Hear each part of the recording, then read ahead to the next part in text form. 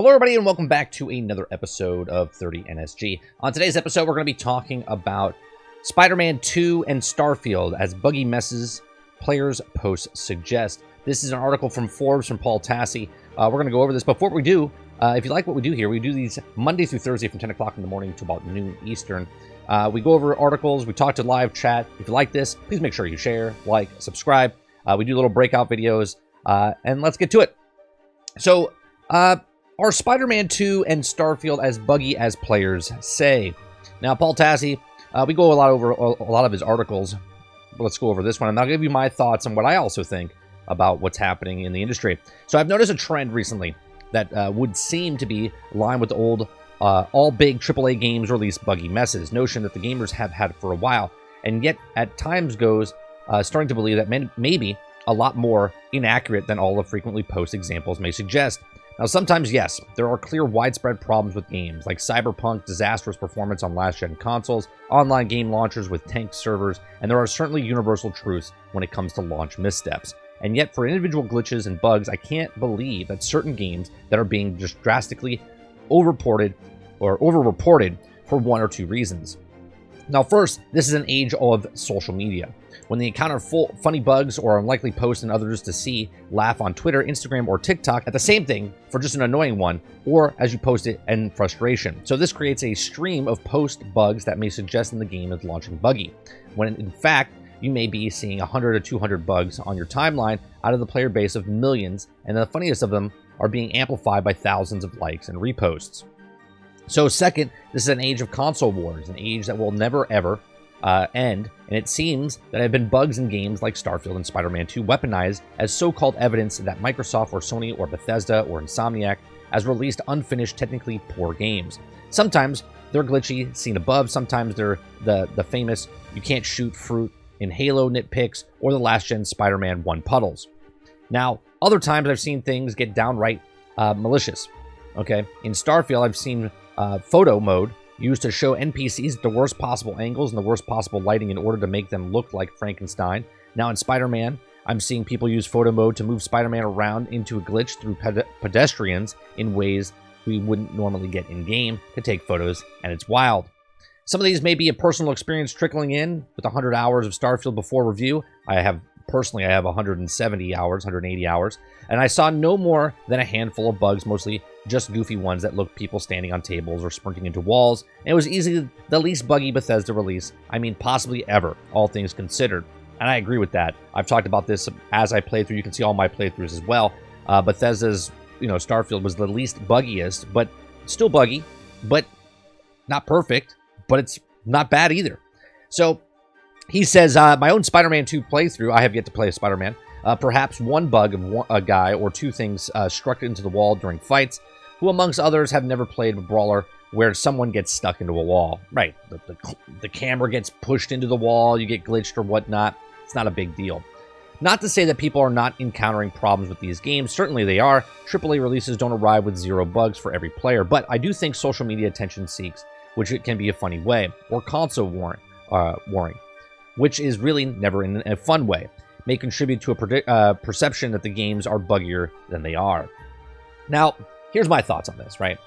So, people always look at games and say, well, this game is really buggy and bad because you are a PlayStation guy and you're trying to, if it's in a cheeky, fun way, poking fun of people on Xbox because they can't get a game, right, that you have, so the Xbox people start making fun of the game that the PlayStation people are saying, like, oh, this is buggy, and vice versa, right? When Starfield, when it became exclusive and it wasn't on PlayStation, the PlayStation people do nitpicks, like I saw this on someone's stream and they amplify it on Twitter, and I think Paul Tassi has it absolutely correct here.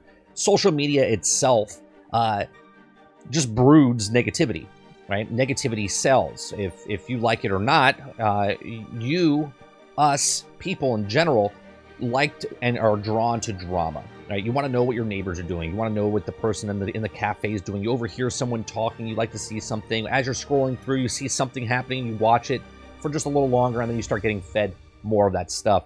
That's what social media is. So there's a part of social media that takes games and amplifies it. On my channel, we talk about the industry itself, right? I have a problem with games that come out broke, buggy, incomplete, And, and those are the problems that I have. Games that come out that you might not agree with because maybe you don't like RPGs, or maybe you don't like that it's exclusive, or you don't like the story. People nitpicking on certain things. Everyone has their right to do that. But the social media aspect of this amplifies it by, 100 amplified, okay? Because when someone takes Spider-Man and as he's flying through, I saw a clip from King Gothalion where he was swinging through the city and then he got stuck into a truck, right? And I started laughing. I was like, that's pretty funny, right? I've had moments like that. That is not a game-breaking bug, okay? He got out of it by teleporting to the other person. If you didn't have another person to teleport to, you could still get out of the car, right? If it's a thing sort of like what happened to me in Fallout 76, where you got into your power suit and all of a sudden you can't get out of your power suit, meaning you can't interact with the table, that's game breaking, right? There's things like this that happen in games that are game breaking that you can't do. I played Marvel's Avengers. Okay, I couldn't do the last boss fight because the last door wouldn't open for no reason. They had to patch it through. I had to wait 14 days.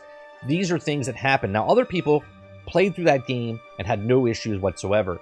So there are games out there that no one knew that I had problems unless you came to my stream and asked. I didn't amplify it on Twitter. I didn't amplify it on TikTok or anything like that. I just knew that the game was broken, buggy for me. But then there's the games that come out and they're like Battlefield 2042. Where it literally was just a horrendous mess, not because of one or two people. Like, it was just bad. The hit detection was off. There was things like this. Well, this gets amplified more and more as well, right? Because game companies come out and they're like, oh, well, this game comes out. What could be it? Hold my beer type of situation. So, Spider-Man 2 and Starfield. Let's talk about what the actual topic of this article is. I've watched a couple of streams now of Spider-Man. And yes, there are bugs and glitches, but nowhere near what people are saying it is on the internet of Twitter and other social media places, right?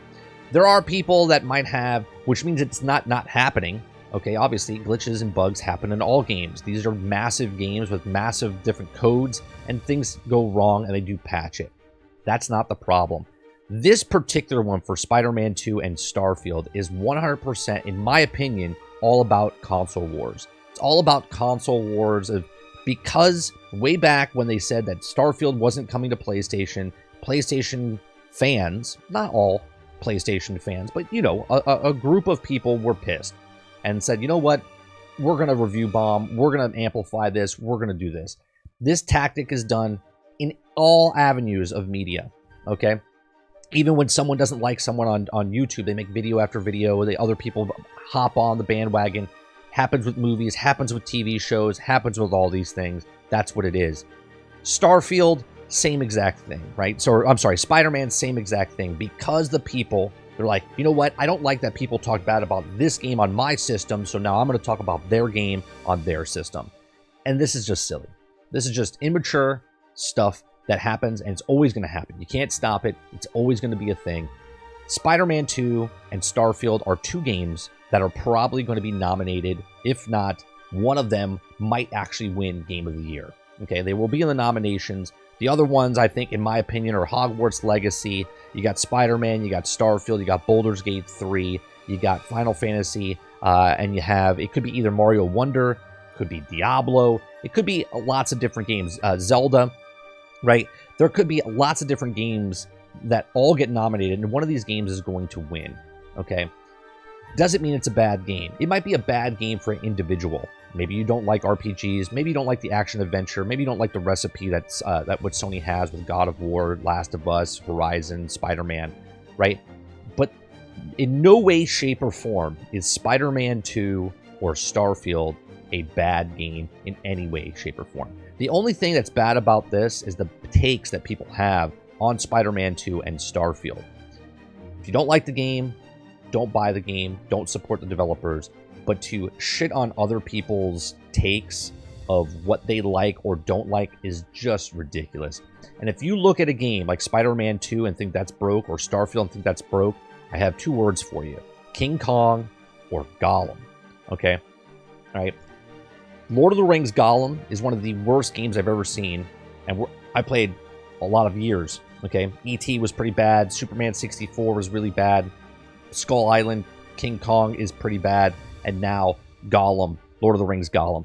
These are bad games. These games should be showed to people and said, look, this is what it is. But you know what? The mass media doesn't cover these games because a bad game will be a bad game. And good games are in the spotlight, and people just want to crap on other people's success or fun or whatnot. These are just my thoughts. Let me know yours in the comments section down below. Please make sure you share, like, subscribe, and I'll see you guys on the next one. Thanks for watching.